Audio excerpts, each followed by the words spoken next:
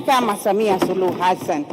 Kuhusiana na swala zima la miundombinu, hapa tunazungumzia swala la usafiri, ikiwa na maana barabara, reli, bandari.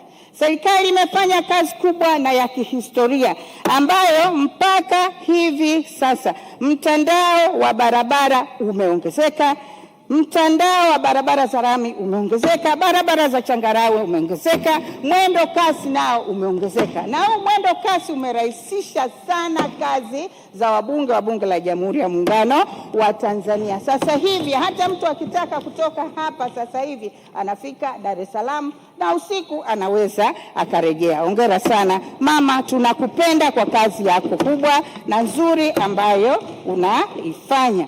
Ujenzi na ukarabati wa viwanja vya ndege, na ndege zimeongezeka, ujenzi unaendelea, kila kitu kiko kwenye traki.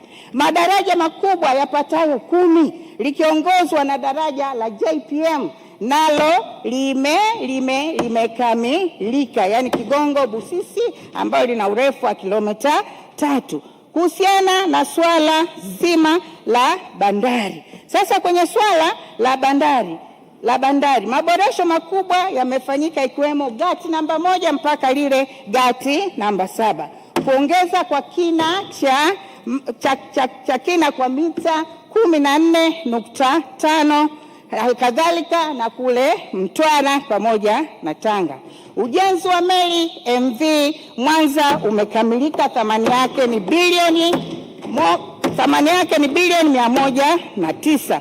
Uwekezaji sekta binafsi, yani DP World, muda wa meli kusubiri umepungua kutoka siku 46 mpaka siku 7. Haya ni mafanikio makubwa sana katika swala zima la usafiri. Halikadhalika hata makasha kutoka 159,807 hadi kufikia makasha 215,286 yameongezeka. Hili ni jambo kubwa na ni jambo la kujivunia kabisa. Kodi imeongezeka kutoka milioni 850 mwaka 2023-2024 hadi kufikia trilioni 1. Nani kama Samia Suluhu Hassan?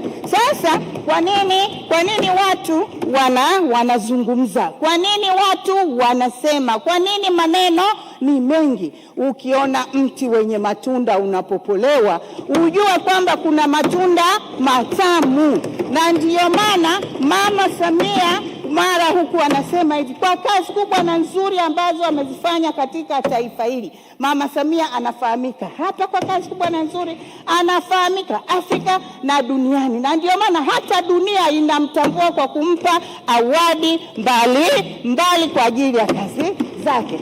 Isitoshe, naomba kumalizia, isitoshe uchaguzi tumeufanya wenyewe kwa mara ya kwanza, uchaguzi mkuu. Hatukupeleka bakuli kuombaomba. Sasa hii wale yanawauzi. Nini tufanye? Tuendelee kulinda amani yetu, tuendelee kuitunza amani yetu.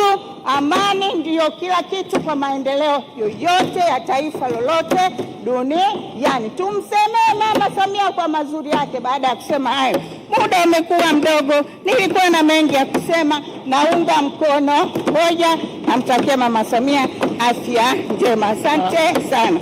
Asante sana Mheshimiwa Salma Rashid Kikwete kwa